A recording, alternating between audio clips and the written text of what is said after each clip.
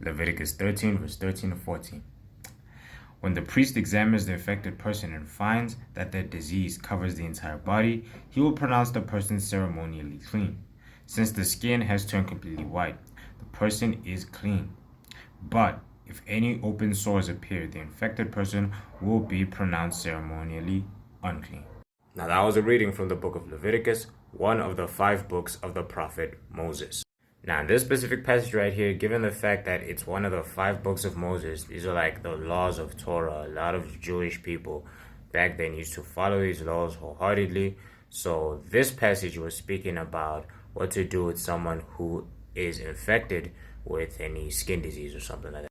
And then in the law, Moses goes on to write that if someone is infected and the disease covers the entire body, they're still considered ceremonially clean. That's what the priest says. But if the disease sprouts open sores, then that person is considered ceremonially unclean. But what I think is that this all points, once again, to Jesus Christ.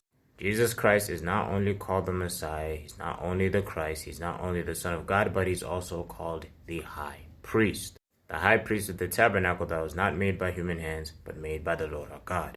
And given the fact that he's the High Priest, he cleans us of our sin. Now you can take that skin disease analogy and pair it up with your sin. Right, we were all born in sin, so technically sin thrives in us. But if we do not open the sores of sin, then we're still considered clean. Your whole body turning white could be like the Psalm of David, where David asked God to make his sins as white as snow, and how God will say he will turn our crimson sins as white as wool.